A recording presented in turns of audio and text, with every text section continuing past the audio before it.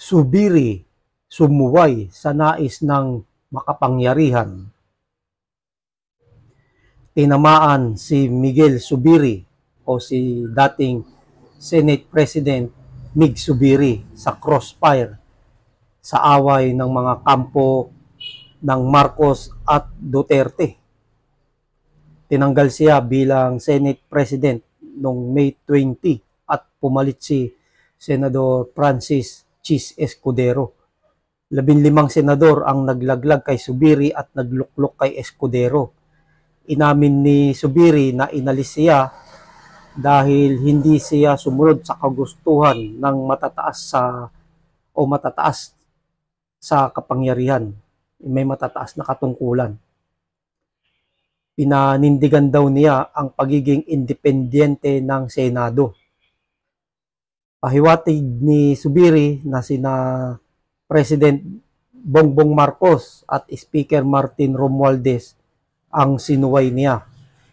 Hindi nila nagustuhan ang kilos niya sa dalawang issue.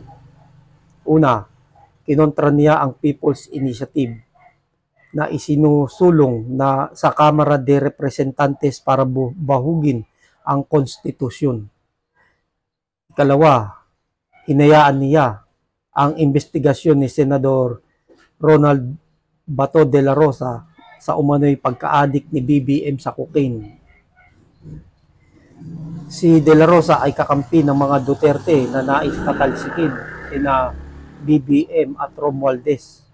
Inamin naman ni Escudero na siya ang nagpasimuno sa pagtanggal kay Subiri.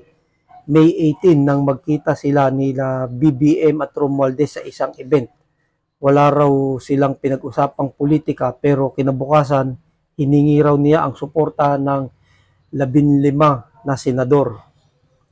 Kontra charter change si Escudero pero nung maluklok na Senate President, nangako siyang kukonsultihin ang mayorya ng Senado. Ibig sabihin, kung nais ng mayorya, sasayaw siya ng tsa-tsa. Nangyari lahat yan sa gitna ng tatlong sigalot. Una, tumitindi ang pambubuli ng China sa West Philippine Sea. Ikalawa, nagmamahal ang mga bilihin, lalo na ang bigas, isda, karne, gulay at gatas. Ikatlo, kinakapos ang kita ng mayoryang Pilipino.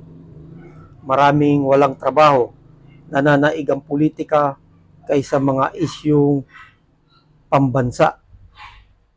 Yan ang nakakatakot dyan dahil sa away sa mga politika ng mga politiko na ito. Bangayan. Ang kawawa dito, taong bayan, ang bansang Pilipinas. Lalong naghihirap kasi nakapokus lang sila sa kanilang personal na ambisyon. Yan yung politika. Kaya walang mangyayari sa bansang Pilipinas kundi ganito na lang. Puro kahirapan, awayan sa politika, wala nang pagbabago. Kahit sinong umupong presidente, may kanya-kanyang gustong mangyari, may kanya-kanyang ambisyon, may kanya-kanyang plataforma.